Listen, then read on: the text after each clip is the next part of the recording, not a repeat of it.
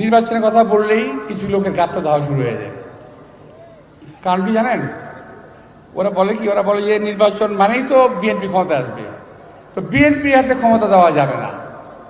আরে ভাই, বিএনপির হাতে ক্ষমতা দেওয়া যাবে না? আপনি কে?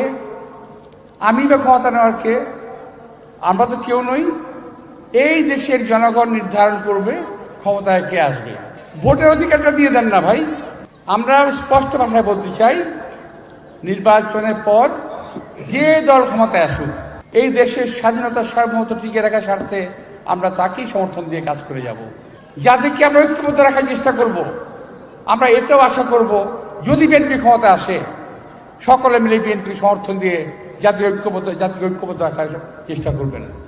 একটা প্রসঙ্গে কথাটা সাংবাদিক ভাইরা যদি লেখাতে স্পষ্টভাবে লিখবেন কিংবা বলবেন, সেটা হলো কিছু কিছু দল দেখবেন সকালে একরকম কথা বলে, যেমন বলতেছে কিছুদিন আগে বলছে সংস্কারের আগে কোনো নির্বাচন হবে না। আমরা বললাম সংস্কারও হবে, নির্বাচনও হবে। কিছুদিন পর ওনারাই বললেন হ্যাঁ নির্বাচনও হবে, সংস্কারও হবে। আবার গতকাল দেখলাম পত্রিকায় যে বিচারের আগে কোনো রকম হবে না, কি বলে নির্বাচন হবে না। আরে ভাই, কিসের বিচার হবে? যে বিচারটার কথা বলছেন গণহত্যার বিচার, গণহত্যার বিচার তো হতেই হবে। যেই সরকার আসুক, এই সরকার কি আগামী সরকার, গণহত্যার বিচার হতেই হবে।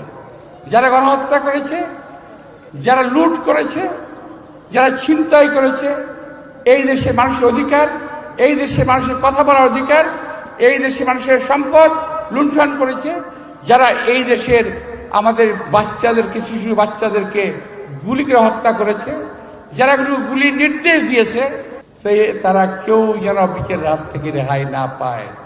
এই যে মির্জা আব্বাস কিংবা বিএনপি তো নির্বাচন চায়, ওদিকে আবার ভারতও তো নির্বাচন চায়, তাই না? দেখেন, ভারত কিন্তু খুব তাড়াতাড়ি বলতেছে খুব শীঘ্র নির্বাচন দেন। আবার এই দেশের লোকে বলছে নির্বাচন দেন, বলছে নির্বাচন দেন। এখানে কিন্তু একটা বিশাল ব্যাপার আছে।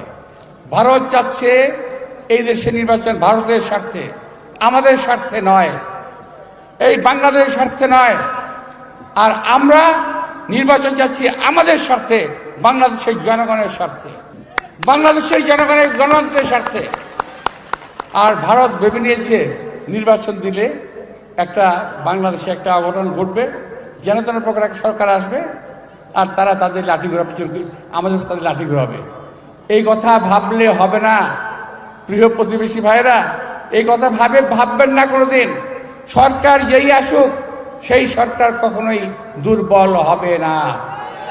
এই দেশের সরকার জনগণের সমর্থন নিয়েই এই দেশে টিকে থাকবে। সুতরাং কোনো সরকারকে দুর্বল ভাববেন না, যেই আসুক।